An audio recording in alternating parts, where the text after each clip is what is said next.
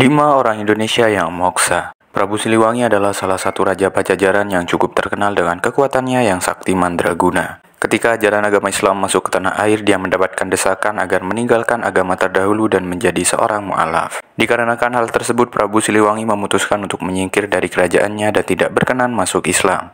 Sebelum mengambil tapa moksa, dia memberikan wejangan kepada para pengikutnya untuk memilih sesuai keinginannya sendiri. Yang kedua, Prabu Brawijaya V. Prabu Brawijaya V adalah raja kesekian dari Majapahit yang memutuskan untuk moksa setelah melarikan diri karena kerajaannya dihancur leburkan oleh kerajaan Kediri. Yang ketiga, Mahapatih Gajah Mada. Ada dua versi mengenai masa akhir dari Mahapatih Gajah Mada, yaitu pertama dia diceritakan mengalami sakit dan pada akhirnya meninggal dunia pada tahun 1364. Hal ini seperti yang tertulis pada kitab Nagara Kretagama. Versi kedua adalah Mahapatih Gajah Mada melarikan diri setelah terjadinya perang Bubat, yaitu perang antara kerajaan Pajajaran dari negeri Sunda dengan kerajaan Majapahit.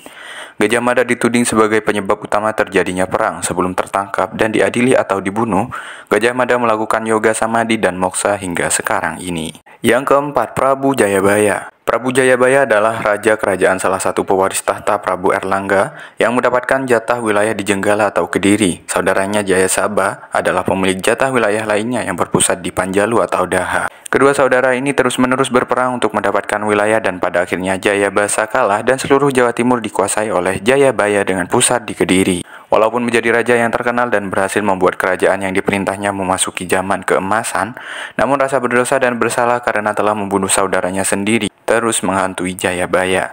Kesaktiannya dan keberhasilannya menjadi seorang penilih atau pilihan menurut agama Hindu membuatnya tidak pernah meninggal karena dia dapat melalui proses kematian normal dengan cara moksa. Dan yang terakhir, Sabdopalon Noyo Genggong.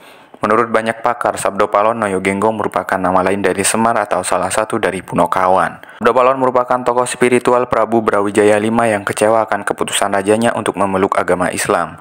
Dia memutuskan untuk pergi dan menghilang secara moksa setelah Prabu Brawijaya V menjadi mu'alaf.